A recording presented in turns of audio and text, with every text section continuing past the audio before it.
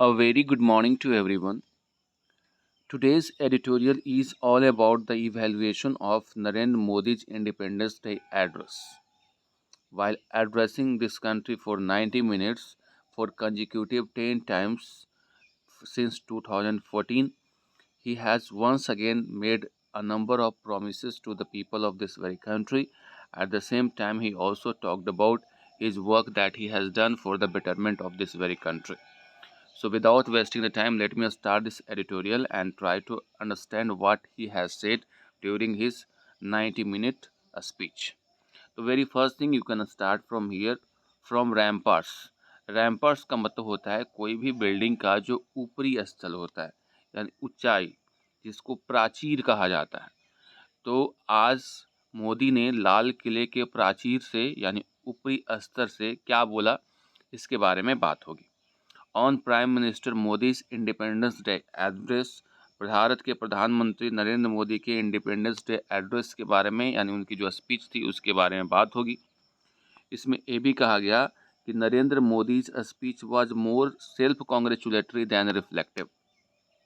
भारत के प्रधानमंत्री की जो स्पीच थी वो ज़्यादा अपने प्रशंसा में थी, इसके बजाय कि वो रिफ्लेक्टिव हो या उसका कुछ रिफ्लेक्शन नज़र आए और भी कोई चीज़ों की बात हो। ज़्यादा से ज़्यादा वो अपनी प्रशंसा में लगे। सेल्फ कॉन्ग्रेचुलेटरी का मतलब अपनी प्रशंसा, अपने आप को कॉन्ग्रेचुलेट करना, बधाई देना for the work he has done during the years. Prime Minister Narendra Modi offered what he described as an account of 2 consecutive terms in office. प्रधानमंत्री ने जो अभी बोला उसको डिस्क्राइब किया जा सकता है इस तौर पे कि उन्होंने अकाउंट प्रस्तुत किया 2 सालों के लगातार टर्म का, यानी 14 से 19, 19 से फिर अभी का जो समय है, यानी उन कहा जा सकता है कि प्रधानमंत्री नरेंद्र मोदी की जो स्पीच थी वो एक अकाउंट थी उनके 2 सालों के लगातार काम का। Delivering his 10th customary address to the nation on independence day, और वो डिलीवर कर रहे थे अपना 10वां लगातार address to nation on independence day. His last address on August 15 before the general election next year also turned out to be a campaign speech in effect.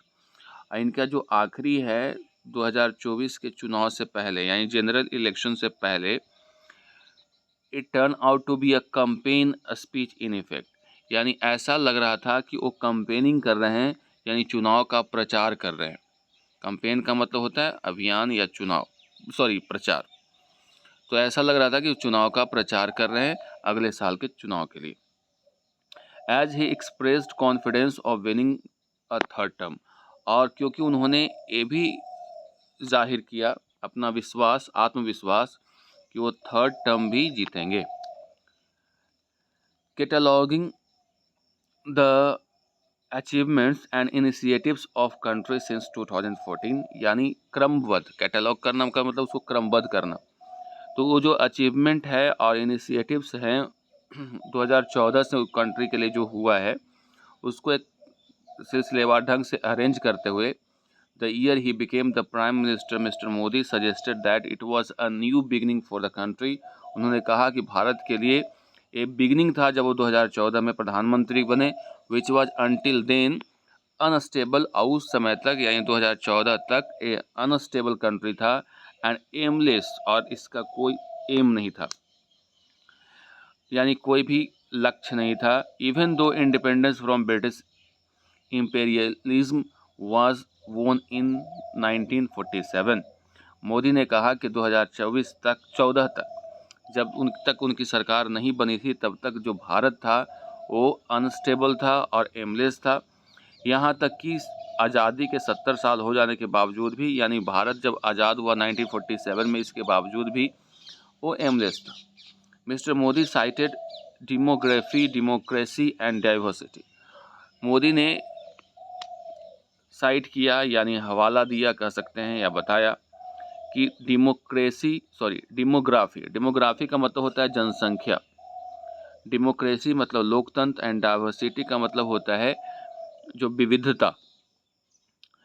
तो भारत के लिए तीन जो महत्वपूर्ण इसकी ताकत है कंट्री की, core strength of the country मतलब महत्वपूर्ण ताकत है भारत की, वो है डेमोग्राफी यानी जनसंख्या, डेमोक्रेसी यानी लोकतंत्र, एंड डाइवर्सिटी यानी विविधता, यानी एकता में रहने के बाद अनेकता के बाद भी विविधता में एकता की बात करता है भारत। बिफोर लाउडिंग यंग एंटरप्रेनर्स यानी जो भी उद्यमी हैं, जो यंग हैं, उनको लाउड करना, लाउड मतलब प्रशंसा करते हुए, करने से पहले उन्होंने फार्मर्स की, स्पोर्ट्स में पीपल की, ये सब लोगों की प्रशंसा की। हु ओवरकम द ओड्स, जिन्होंने ओड्स का मतलब होता है विपरीत परिस्थिति को ओवरकम किया, उसको काबू पाया। यानी इससे पहले कि वो यंग उद्यमी की प्रशंसा करें, उससे पहले उन्होंने फार्मर्स की, स्पोर्ट्स पीपल वगैरह की प्रशंसा की, जिन्होंने ओड्स यानी विपरीत परिस्थिति में भी देश के लिए अच्छा किया। He cited 3 challenges that hold back the progress of India. 3 strength बताया, तो 3 चैलेंजेज भी बताया जो कि भारत को पीछे ढकेलता है, और वो है corruption, dynastic politics and appeasement politics. Corruption तो जानते ही हैं आप, डायनेस्टिक पॉलिटिक्स का मतलब परिवारवाद वाली पॉलिटिक्स यानी वंशवाद वाली, एक पिता के बाद बेटा, एंड अपीजमेंट पॉलिटिक्स, अपीजमेंट का मतलब होता है तुष्टीकरण, यानी तुष्टीकरण की राजनीति, किसी जाति धर्म संप्रदाय के लोगों को अपने पक्ष में करने के लिए जो करते हैं वो तुष्टीकरण की नीति होती है। Since 2014 mister Modi told fellow citizens whom he addressed as family members throughout the speech has been tackling these challenges head on and making many enemies but remains undeterred। Modi ने कहा कि 2014 से जब से वो प्रधानमंत्री बने हैं तब से वो इस देश को सिटीजन को एड्रेस करते हुए, और सिटीजन को क्या बुला रहे थे, फैमिली मेम्बर्स बुला रहे थे पूरे स्पीच के दौरान। उन्होंने कहा कि इन चैलेंजेज को वो हेड ऑन मतलब सामने से उसको टैकल कर रहे हैं, और मेकिंग मैनी एनिमीज और कई दुश्मन भी बना रहे हैं वो, बट रिमेंस अनडिटर्ड, लेकिन वो अटल रहे, अडिग रहे। अनडिटर्ड का मतलब होता है अडिग होना, यानी अपने जो कह सकते हो कि अपने पथ से नहीं हिलना, जो आप करने जा रहे हैं उससे में अडिग रहना। अकॉर्डिंग टू हिम, उनके अनुसार, India was overcoming the age of 1000 years of slavery. उन्होंने कहा कि भारत जो है 1000 वर्षों की जो स्लेवरी थी, गुलामी थी, उससे अब निकल कर के बाहर आ रहा है, of the past, and now laying the foundation for the 1000 year golden era, और अगले 1000 के लिए ये फाउंडेशन भी तैयार कर रहा है। यानी उनका कहना था कि 1000 की जो गुलामी है, चाहे मुग़ल की हो, चाहे अंग्रेज़ों की हो, या उससे पहले की हो, उस गुलामी से निकल करके बाहर आ रहा है, और साथ ही 1000 साल आगे के लिए, अपना भविष्य के लिए भी फाउंडेशन बना रहा है। In an emerging new world order India would be playing a central role, mister Modi said. Modi ने कहा कि एक वर्ल्ड के ऑर्डर में, यानी अगर हम लोग बात करें पूरे विश्व में, भारत जो है एक सेंट्रल रोल प्ले करेगा आने वाले समय में। The prime minister's speech was inspiring and optimistic at one level. एक लेवल पे अगर हम लोग बात करें तो प्रधानमंत्री की जो स्पीच थी ऑप्टिमिस्टिक यानी आशावादिता से भरी हुई थी, लेकिन but it was also more self congratulatory and exclusive than self reflective and unifying. यानी कहा जा रहा है यहाँ पे कि उनका जो स्पीच था वो तो ठीक है, आशावादी था, लेकिन वो सेल्फ कॉन्ग्रेचुलेटरी ज़्यादा था, किसके बजाय यूनिफाइंग। यूनिफाइंग का मतलब होता है रिफ्लेक्टिव का मतलब हुआ कि दिखाना सामने वालों को कि नहीं भाई आपके लिए कर रहे हैं, और यूनिफाइंग का मतलब यूनाइट करना यानी एकीकृत करना। Though mister Modi said India's unity across regions, communities and gender was the utmost priority for him.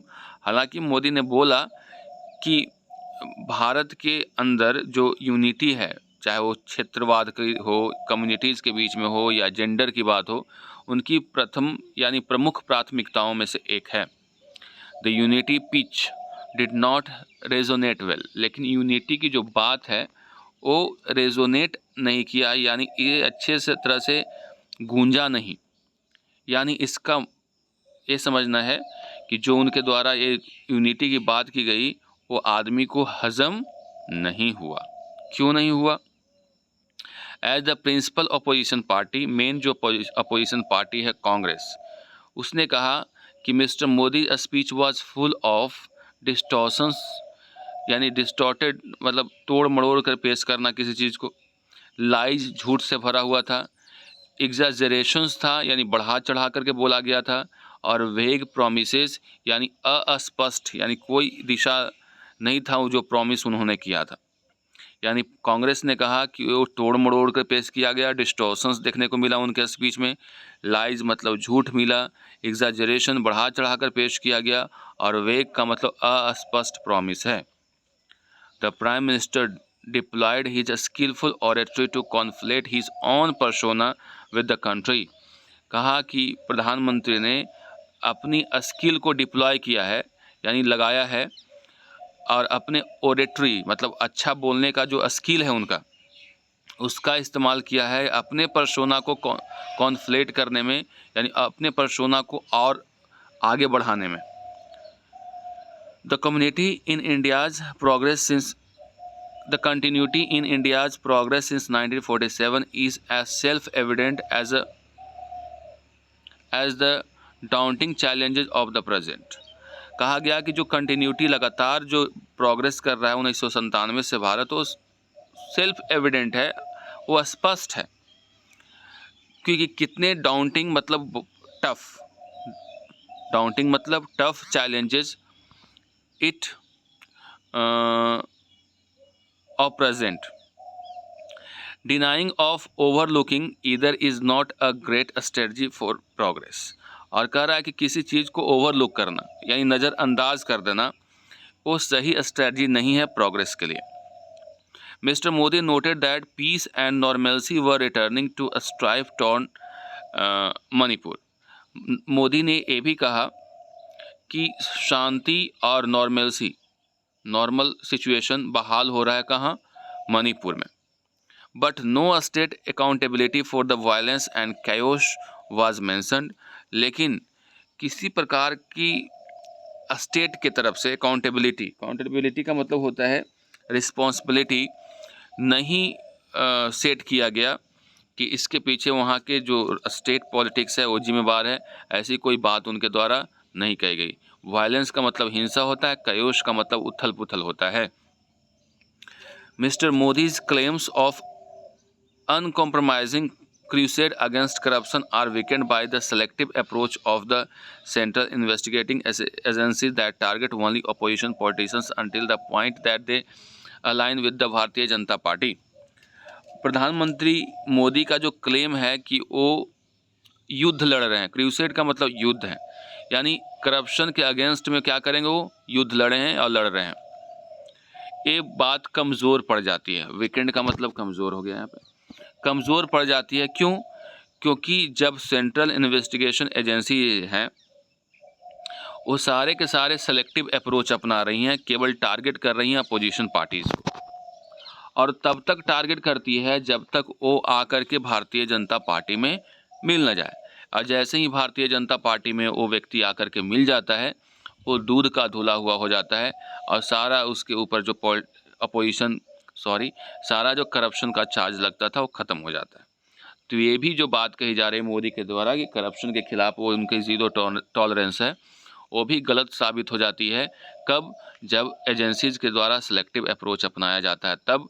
केवल ऐसा थोड़ी है कि विपक्ष में ही करप्शन, विपक्ष के ही पॉलिटिशियंस करप्शन में लिप्त हैं, हो सकता है कई ऐसे लोग होंगे जो सरकार में भी हैं। Overall mister Modi reinforced faith of his faithful, यानी मोदी जो हैं जो अपने जो विश्वास जताने में कामयाब हुए हैं उनके लिए जो उनके प्रति विश्वास रखते हैं, एंड द सेप्टिसिज्म ऑफ सेप्टिक्स, और जो उस पर शक करते हैं, उन पे शक करते हैं, उनके शक को और बढ़ा दिया है। यानी जो फेथ करते हैं मोदी में उसके फेथ को बढ़ाया है, वहीं जो शक करते हैं उनके शक को और बढ़ा दिया है। तो इस तरह से कुल मिलाकर के उनकी स्पीच है। That's all for today, see you in the next video.